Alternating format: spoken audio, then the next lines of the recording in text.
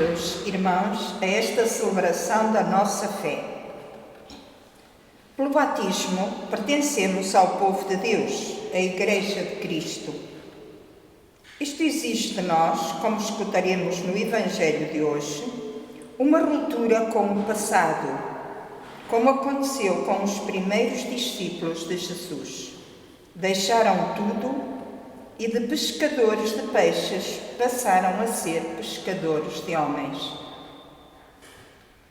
Esta transformação não é fácil. O profeta Jonas, que escutaremos na primeira leitura, anuncia o que o Senhor lhe mandou dizer, mas não conheceu verdadeiramente o coração indulgente do Senhor, que muda de planos como bem lhe apraz, desde que seja para nos salvar. São Paulo, na primeira carta aos Coríntios, aos cristãos de Corinto, convida-nos a prestar atenção à brevidade do tempo, já que tudo neste mundo é passageiro e só tem valor o que nos aproxima de Deus. Com o salmista pedimos ao Senhor que nos ensine os seus caminhos, para sermos verdadeiros discípulos. E São Bento Mene afirma com convicção: a nossa dita consiste em seguir a Jesus, imitando o seu amor, a sua mansidão, o seu silêncio, a sua abnegação, desconfiando de nós mesmos e confiando só nele. Cantemos juntos, porque o Senhor faz maravilhas na nossa vida.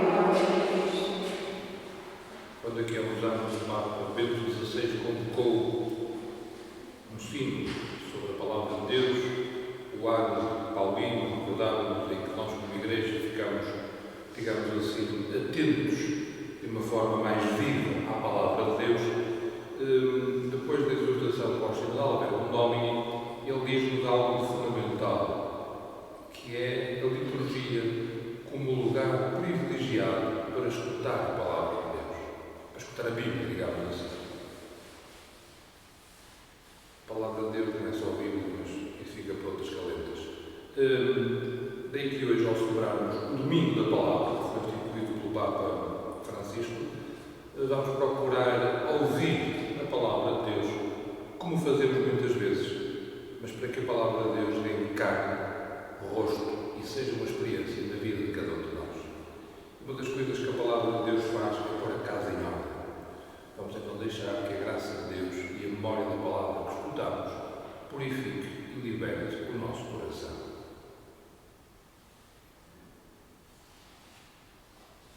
Confessemos os nossos pecados.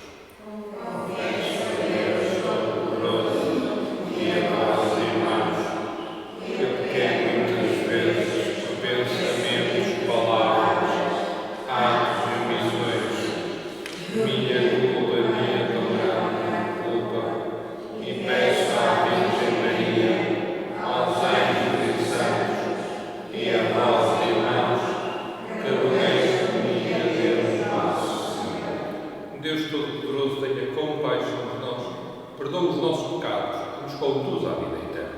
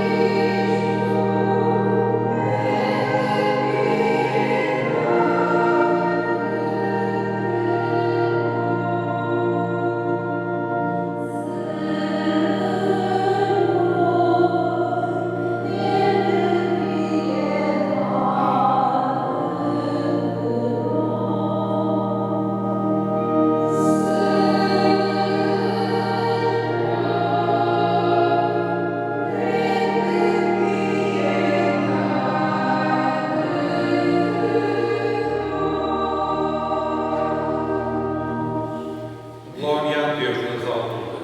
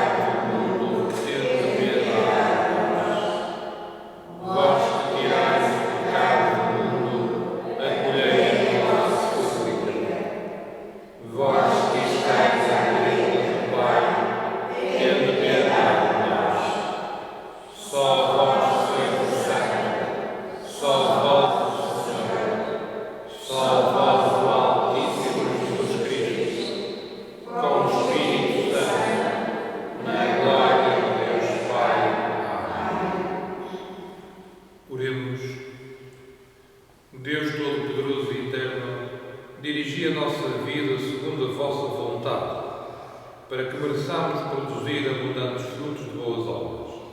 Em nome de nosso Senhor Jesus Cristo, vosso Filho, que é Deus convosco, na unidade do Espírito Santo. Amém.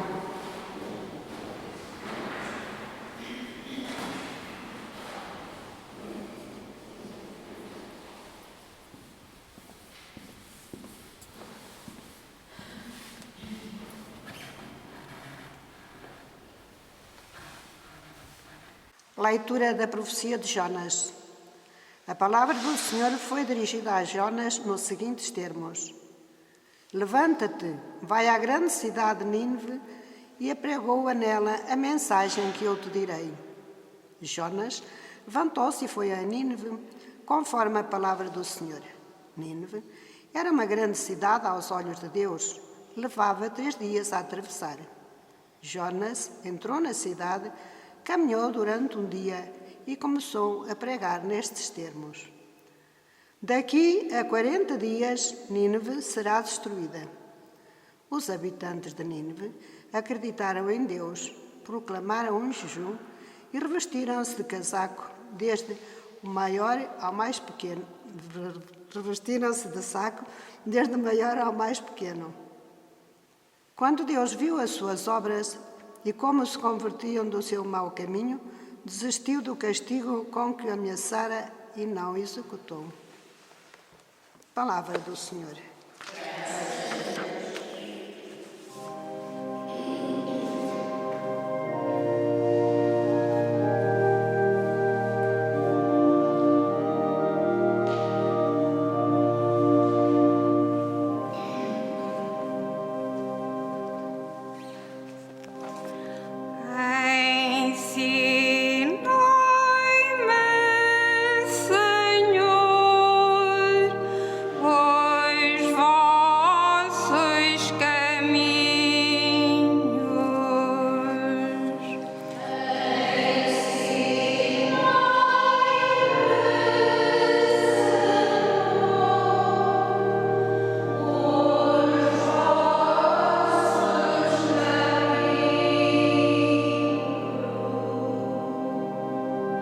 Mostrai-me, Senhor, os vossos caminhos, ensinai-me as vossas veredas, guiai-me na vossa verdade e ensinai-me, porque vós sois Deus, meu Salvador.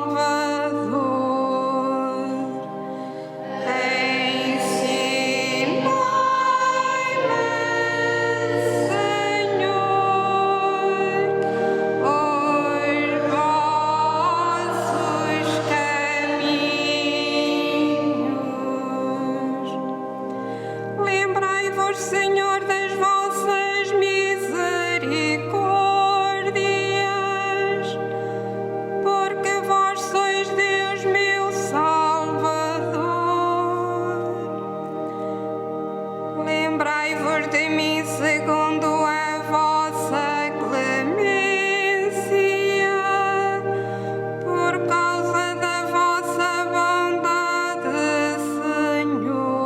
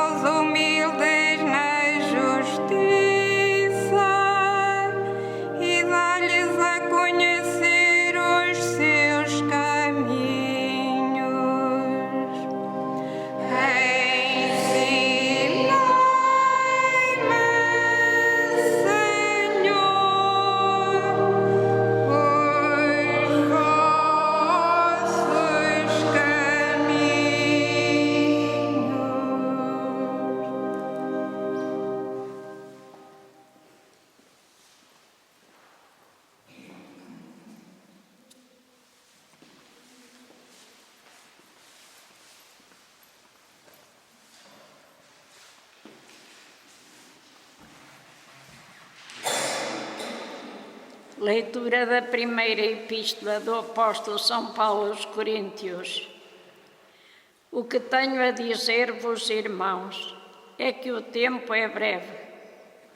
Doravante, os que têm esposas procedam como se as não tivessem.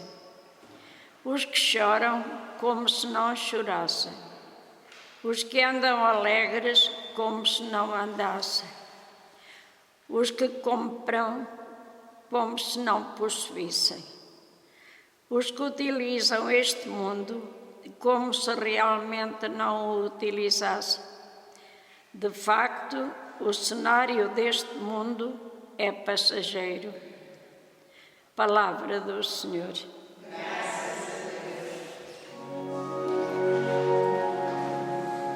Aleluia.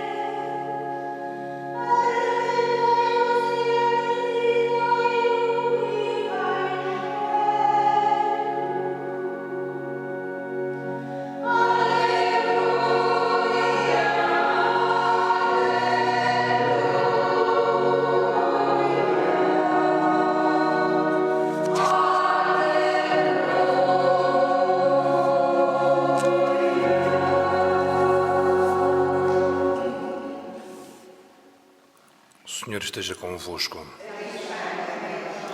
Evangelho de Nosso Senhor Jesus Cristo segundo São Marcos. Depois de João ter sido preso, Jesus partiu para a Galileia e começou a proclamar o Evangelho de Deus, dizendo: Cumpriu-se o tempo e está próximo o reino de Deus. Arrependei-vos e acreditai no Evangelho. Caminhando junto ao mar da Galileia, viu Simão e seu irmão André que lançavam as redes ao mar, porque eram pescadores. Disse-lhes Jesus: Vinde comigo e farei de vós pescador de homens. Eles deixaram logo as redes e seguiram-no. Um pouco mais adiante, viu Tiago, filho de Zebedeu, e seu irmão João, que estavam no barco a consertar as redes, e chamou-os. Eles deixaram logo seu pai Zebedeu no barco com os assalariados e seguiram Jesus. Palavra da salvação.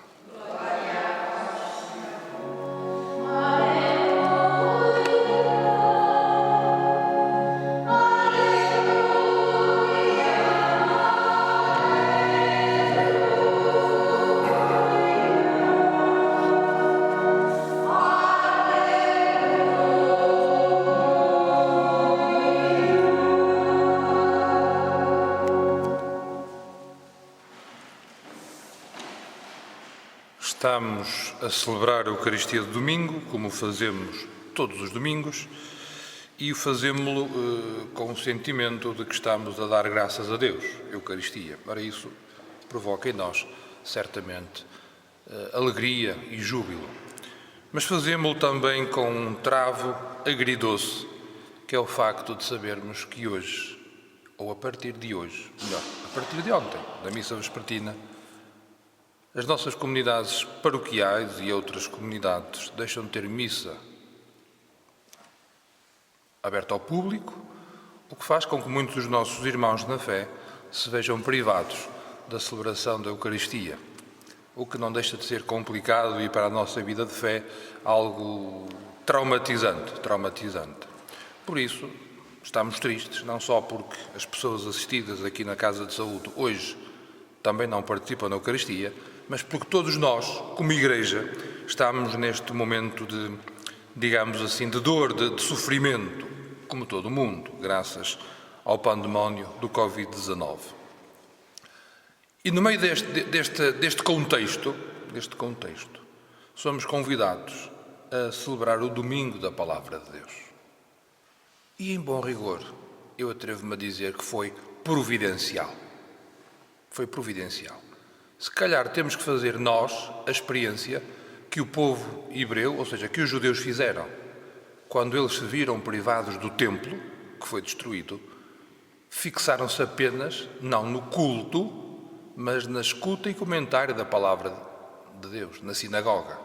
Por isso, ainda hoje, os judeus se organizam em torno das sinagogas, ou seja, o lugar onde se proclama, onde se interpreta e onde se aprende a viver de acordo com essa palavra de Deus. E a palavra de Deus é, pois, em bom rigor, também o tema da liturgia de hoje, a dimensão profética. E ser profeta não é dizer o futuro, isso é o adivinho, que não existe. Hein?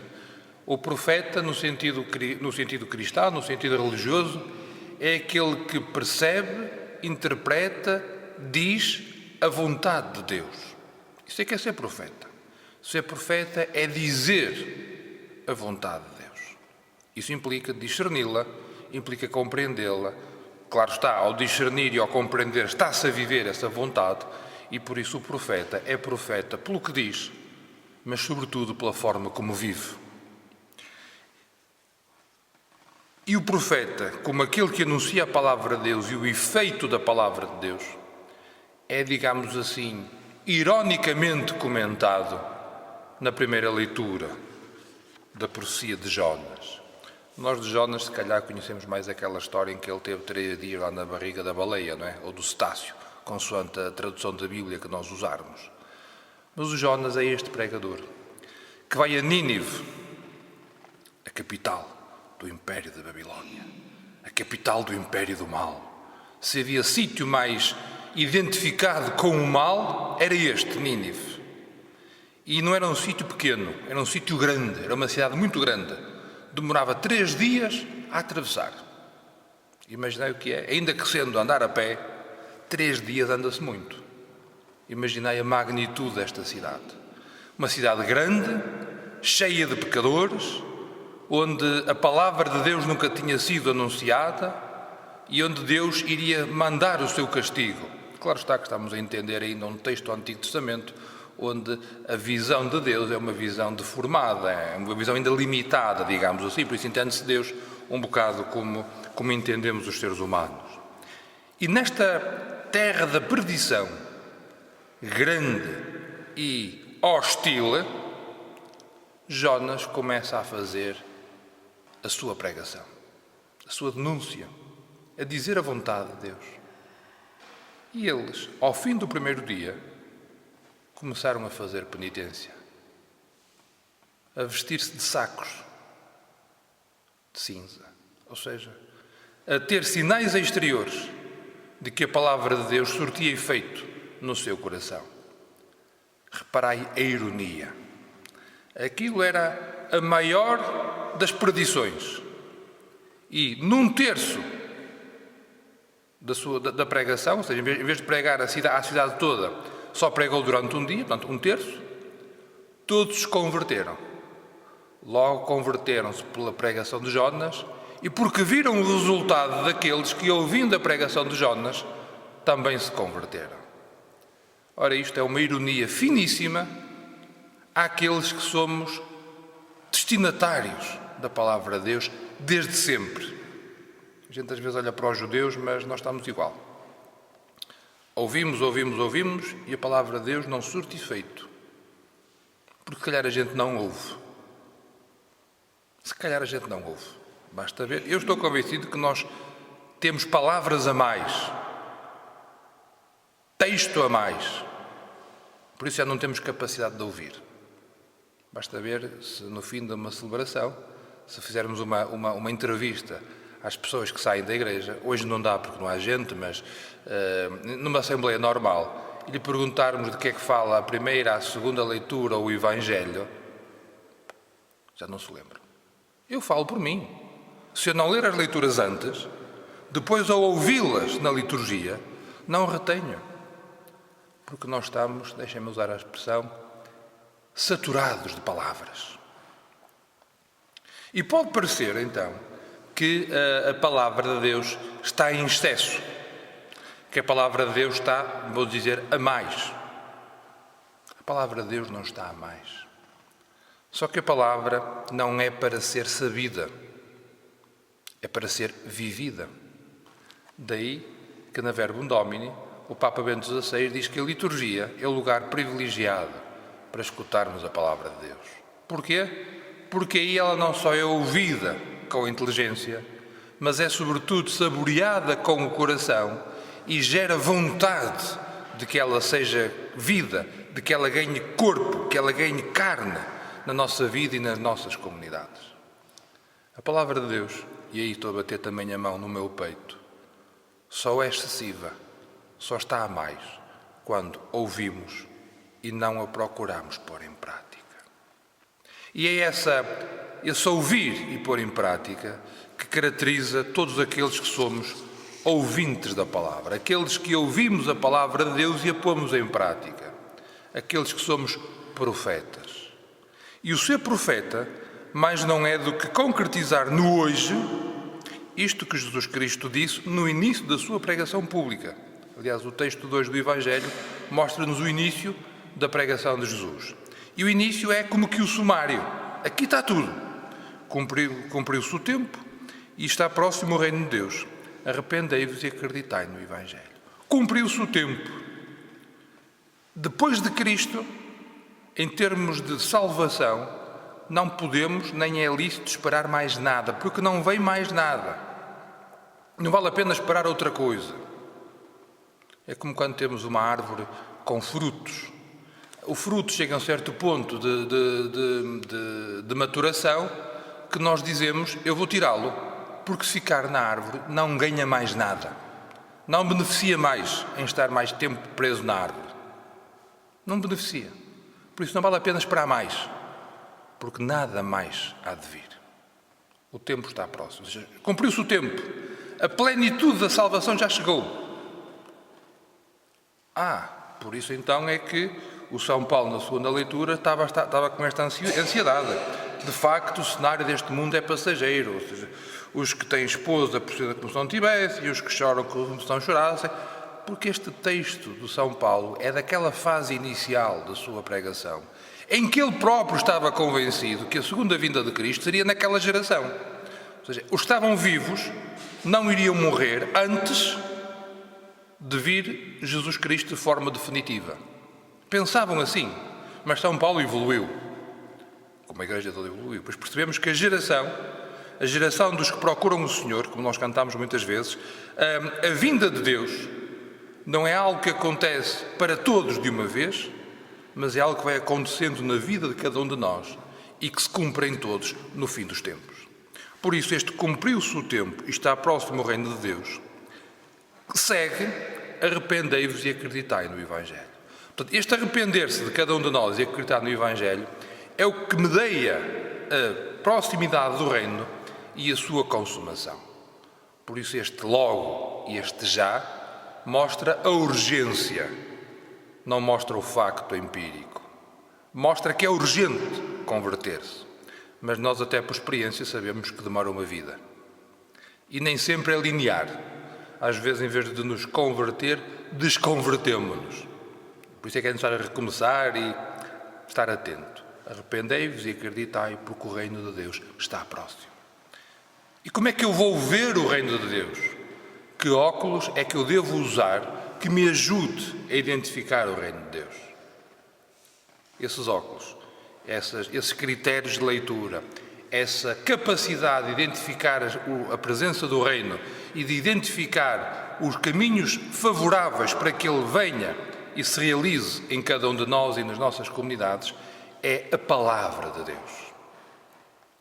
Eu disse a palavra de Deus, não disse a Bíblia.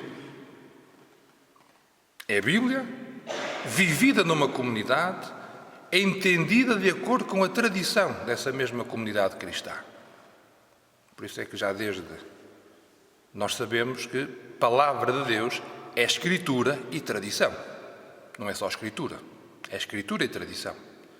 Sendo a Bíblia o cânon, a regra que nos permite interpretar as demais manifestações da palavra de Deus. Por isso, ouvir a palavra de Deus é este ouvir e pôr em prática aquilo que o Senhor nos diz.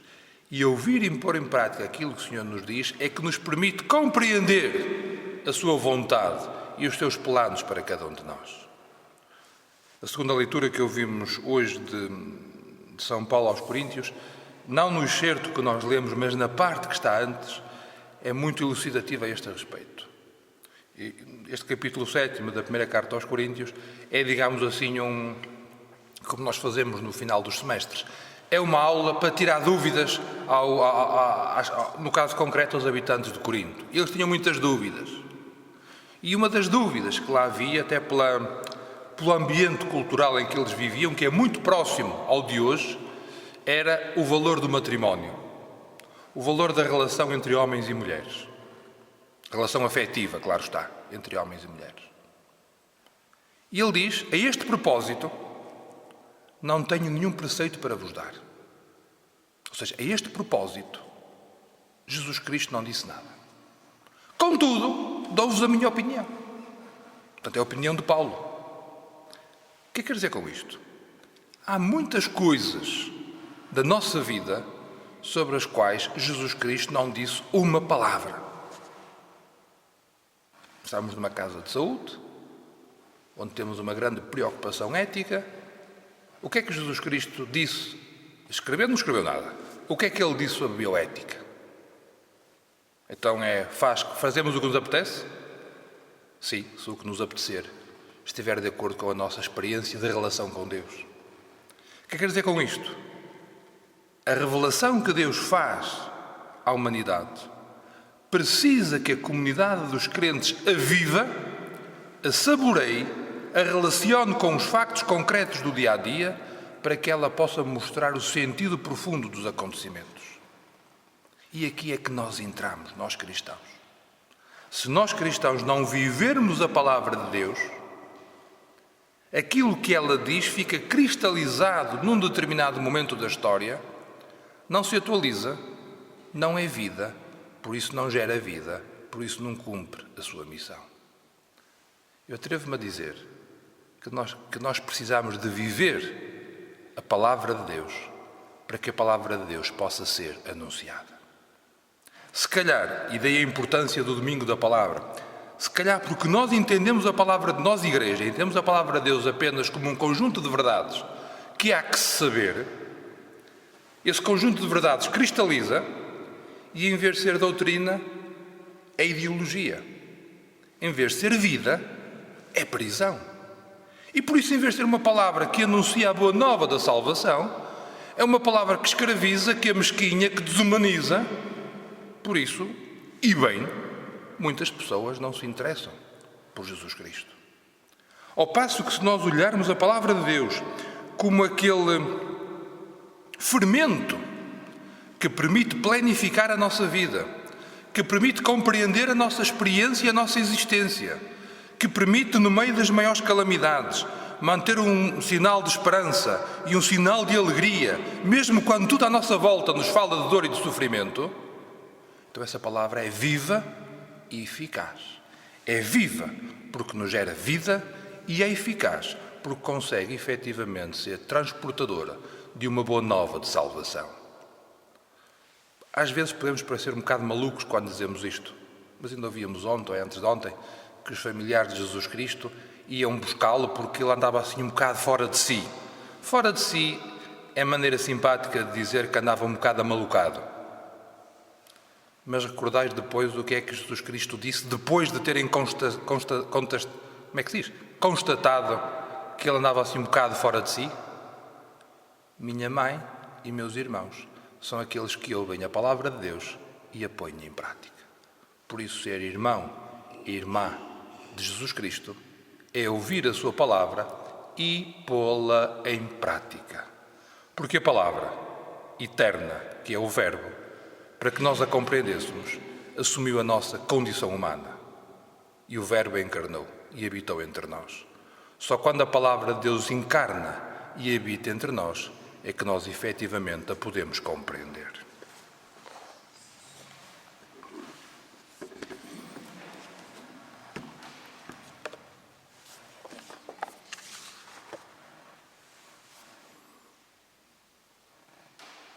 Professemos a nossa fé. Creio que sou Deus, Pai Todo-Poderoso, Criador do céu e da terra, de todas as coisas visíveis e invisíveis. Creio no Salve Senhor Jesus Cristo, Filho unigênito de Deus, nascido do Pai antes de todos os séculos. Deus de Deus, luz da luz, Deus verdadeiro de Deus verdadeiro.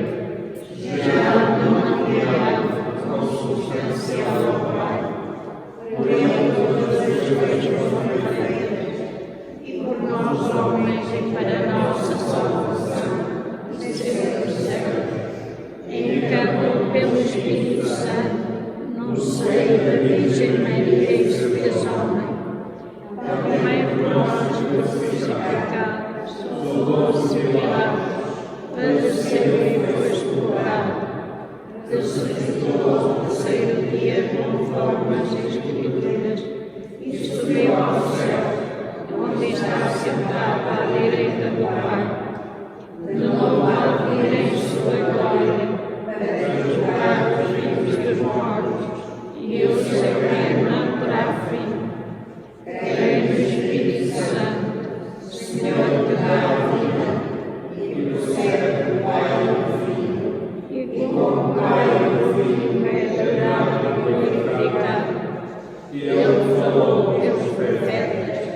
Creio na Igreja, na Santa Católica e Apostólica. Professo o batismo para a remissão dos pecados. Espero a ressurreição dos mortos, a vida Irmãos e irmãs, para que a nossa resposta ao Evangelho de Jesus seja digna de tão grande chamamento, dirijamos ao Pai a nossa oração dizendo com alegria: Senhor, nós temos confiança em vós.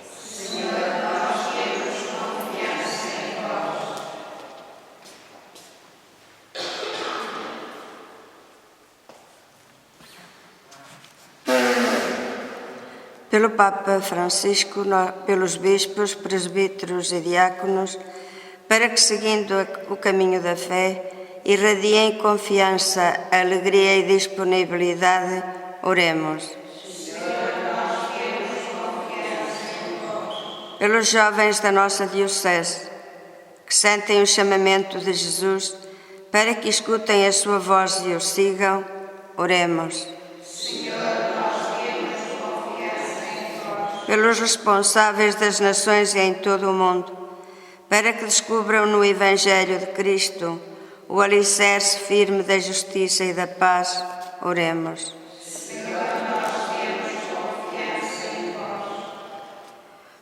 Pelos que se entregam ao serviço dos mais pobres, para que o Senhor lhes dê o seu Espírito e a perseverança nas dificuldades, oremos. Por nós que participamos nesta celebração, para que tenhamos o desejo de viver na graça de Deus e de a ela voltar, se a viermos a perder, oremos.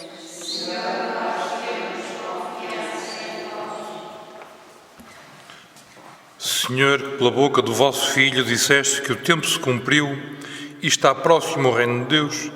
Dai-nos um coração que saiba responder às surpresas inesperadas do Evangelho. Por nosso Senhor Jesus Cristo, vosso Filho, que é Deus convosco na unidade do Espírito Santo.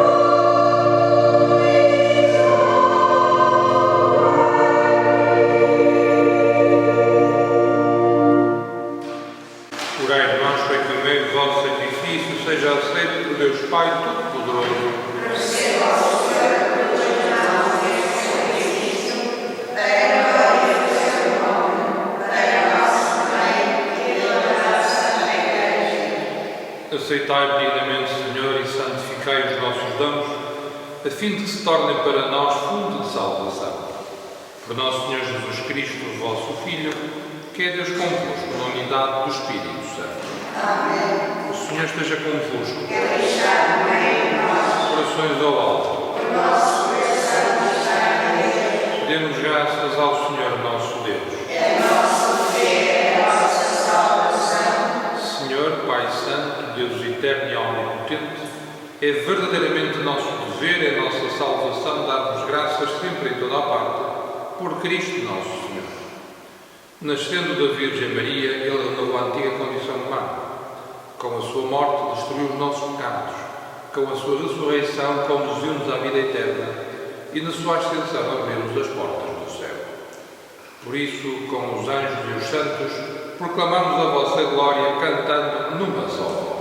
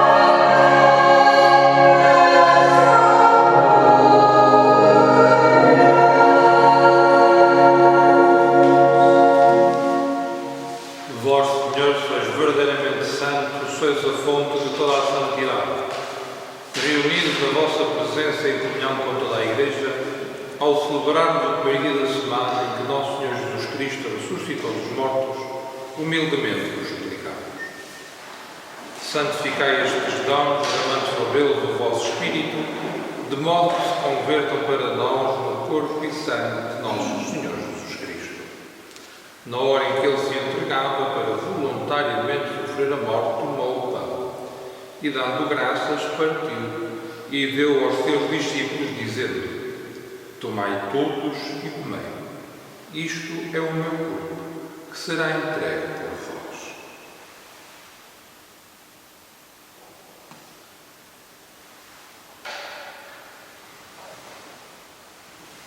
De igual modo, no fim da ceia, tomou o cálice e, dando graças, deu aos seus discípulos, dizendo: Tomai todos e bebei.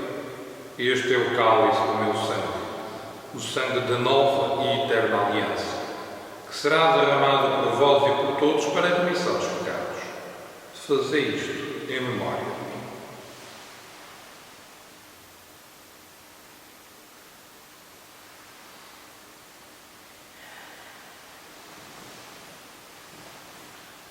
Mistério da fé.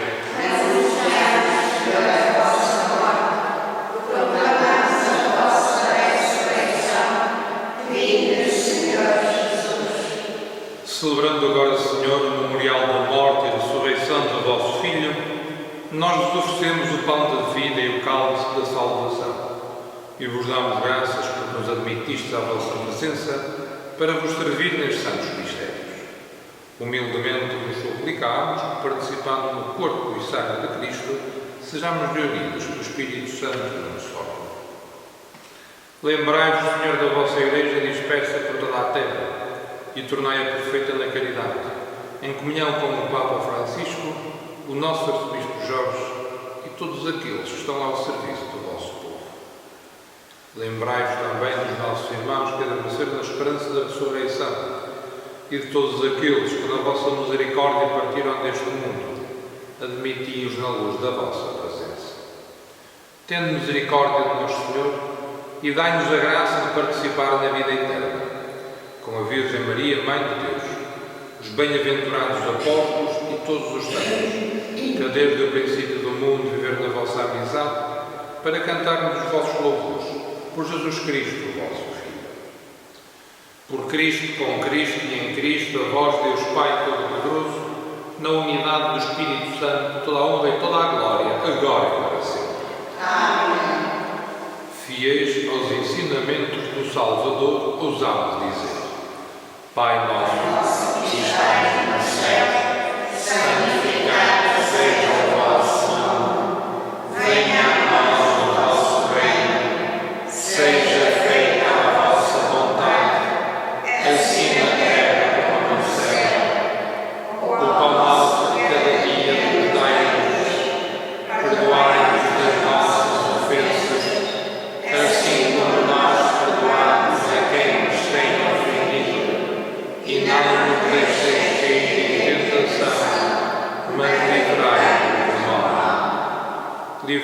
Livrai-nos todo mal, Senhor, e dai ao mundo a paz em nossos dias, para que, ajudados pela vossa misericórdia, sejamos sempre livres do pecado e de toda a perturbação, enquanto esperamos a vinda gloriosa de Jesus Cristo, nosso Salvador.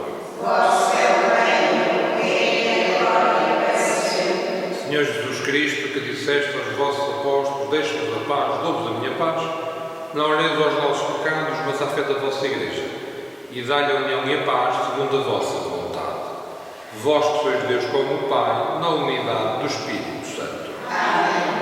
A paz do Senhor esteja sempre convosco. O amor de Cristo nos uniu, o Cordeiro de Deus que tirais a carne no mundo, tende piedade por nós. Cordeiro de Deus que tirais a carne no mundo, tende piedade por nós. Cordeiro de Deus que tirais a carne no mundo, trai-nos a paz. Felizes os convidados para a ceia do Senhor. Eis o Cordeiro de Deus que tira o pecado do mundo. Senhor, é nossa vida, que és a minha morada, mas dizei uma palavra que me serei salva.